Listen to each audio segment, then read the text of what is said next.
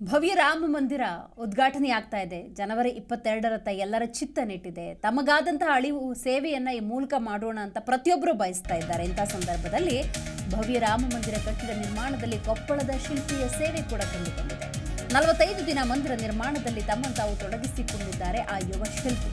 ಗಂಗಾವತಿಯ ಯುವ ಶಿಲ್ಪಿ ಅಯೋಧ್ಯೆಯ ಮೂರ್ತಿ ಕೆತ್ತನೆಯಲ್ಲಿ ಭಾಗಿಯಾಗಿದ್ದು ಬಹಳ ವಿಶೇಷ. ಪುಣ್ಯದ ಕೆಲಸಕ್ಕೆ ನನ್ನ ಅಳಿಲು ಸೇವೆ ಸಿಕ್ಕಿದ್ದು ಕೂಡ ನನ್ನ ಸೌಭಾಗ್ಯ ಅಂತ ಪ್ರಶಾಂತ್ ಹೇಳಿದ್ದಾರೆ. ಅಕ್ಟೋಬರ್ ಮತ್ತು ನವೆಂಬರ್ ತಿಂಗಳಿನಲ್ಲಿ ಮೂರ್ತಿ ಕೆತ್ತನೆ ಕೆಲಸದಲ್ಲಿ ತಾನು ಭಾಗಿಯಾಗಿದ್ದಾಗಿ ಪ್ರಶಾಂತ್ ಹೇಳಿಕೊಂಡಿದ್ದಾರೆ.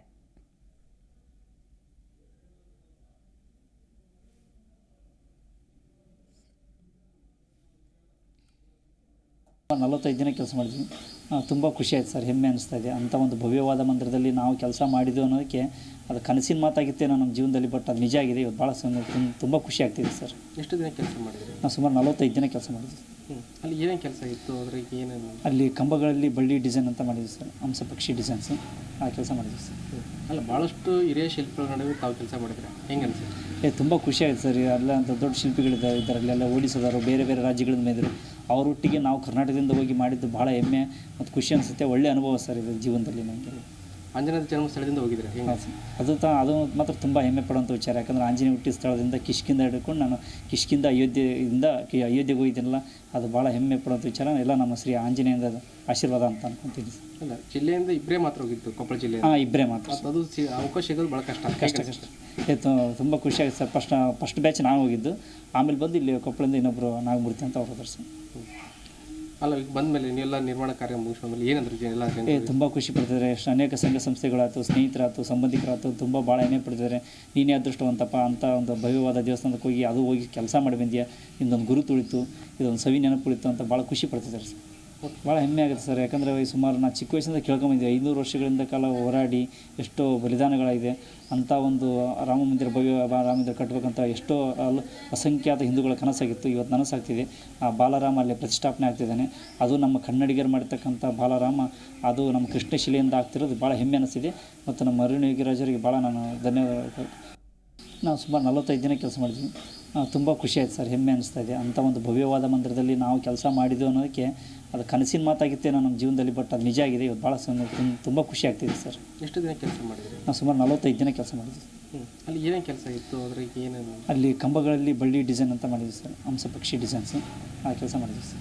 ಅಲ್ಲ, ಭಾಳಷ್ಟು ಹಿರಿಯ ಶಿಲ್ಪಿಗಳ ನಡುವೆ ತಾವು ಕೆಲಸ ಮಾಡಿದ್ರೆ ಹೆಂಗೆ ಅನಿಸುತ್ತೆ? ತುಂಬ ಖುಷಿ ಆಯ್ತು ಸರ್. ಎಲ್ಲ ಅಂತ ದೊಡ್ಡ ಶಿಲ್ಪಿಗಳಿದ್ದಾರೆ ಇದರಲ್ಲೆಲ್ಲ, ಓಡಿಸೋದಾರು ಬೇರೆ ಬೇರೆ ರಾಜ್ಯಗಳಿಂದ ಮೇದ್ರು ಅವರೊಟ್ಟಿಗೆ ನಾವು ಕರ್ನಾಟಕದಿಂದ ಹೋಗಿ ಮಾಡಿದ್ದು ಭಾಳ ಹೆಮ್ಮೆ ಮತ್ತು ಖುಷಿ ಅನಿಸುತ್ತೆ. ಒಳ್ಳೆ ಅನುಭವ ಸರ್ ಇದು ಜೀವನದಲ್ಲಿ ನನಗೆ. ಆಂಜನೇಯ ಜನವರಿ 22ರಂದು ರಾಮ ಮಂದಿರ ಉದ್ಘಾಟನೆಯಾಗುತ್ತೆ. ಇದು ಭಾರತೀಯರ ಅಸ್ಮಿತೆ, ಗೌರವ, ಹೆಮ್ಮೆ, ಭಕ್ತಿ ಇದರ ಸಂಕೇತವಾಗಿರುವಂತಹ ರಾಮ ಮಂದಿರದಲ್ಲಿ ನಮ್ಮದೇನಾದರೂ ಒಂದು ಅಳಿಲು ಸೇವೆ ಇರಲಿ ಅಂಥೇಳಿ ತಮ್ಮದೇ ಆದಂತಹ ಕೈಂಕರ್ಯಗಳಲ್ಲಿ ಪ್ರತಿಯೊಬ್ಬರು ಕೂಡ ತೊಡಗಿಕೊಂಡಿದ್ದಾರೆ. ತುಳಸಿ ಮಾಲೆ ಕಳಿಸೋದಿರ್ಬೋದು, ಹೀಗೆ ರಾಮನಿಗೆ ಪ್ರಿಯವಾದಂತಹ ಯಾವುದೇ ವಿಚಾರವನ್ನು ಪಾದಸೇವೆಯ ಮೂಲಕ, ಕಾಲ್ನಡಿಗೆಯ ಮೂಲಕ ಅಯೋಧ್ಯೆಯನ್ನು ತಲುಪಬೇಕು ಅನ್ನುವಂಥ ಭಕ್ತಿಯ ನಡುವೆ ಇದೀಗ ನೋಡಿ, ಭವ್ಯ ರಾಮ ಮಂದಿರ ಕಟ್ಟಡದ ನಿರ್ಮಾಣದಲ್ಲಿ ಕೊಪ್ಪಳದ ಶಿಲ್ಪಿಯ ಸೇವೆ ಅವಿಸ್ಮರಣೀಯ ಅಂತಲೇ ಹೇಳ್ಬೋದು. 45 ದಿನ ಮಂದಿರ ನಿರ್ಮಾಣದಲ್ಲಿ ತಮ್ಮನ್ನು ತಾವು ಈ ಯುವ ಶಿಲ್ಪಿ ಪ್ರಶಾಂತ್ ತೊಡಗಿಸಿಕೊಂಡಿದ್ದಾರೆ. ಗಂಗಾವತಿಯ ಯುವ ಶಿಲ್ಪಿ ಅಯೋಧ್ಯೆ ಮೂರ್ತಿ ಕೆತ್ತನೆಯಲ್ಲಿ ಭಾಗಿಯಾಗಿದ್ದಾರೆ. ಪುಣ್ಯದ ಕೆಲಸಕ್ಕೆ ನನಗೂ ಕೂಡ ಅಳಿಲು ಸೇವೆ ಮಾಡೋದಕ್ಕೆ ಅವಕಾಶ ಸಿಕ್ಕಿದ್ದು ಪುಣ್ಯ ಅಂಥೇಳಿ ಇವರು ಹೇಳ್ಕೊಂಡಿದ್ದಾರೆ.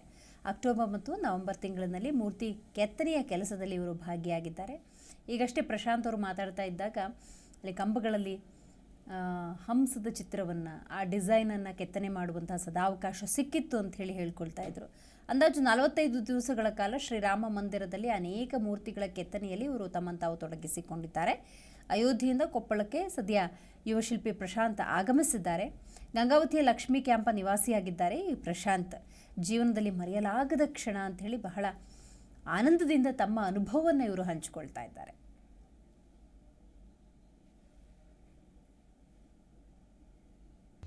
ಪ್ರತಿಕ್ಷಣದ ಸುದ್ದಿ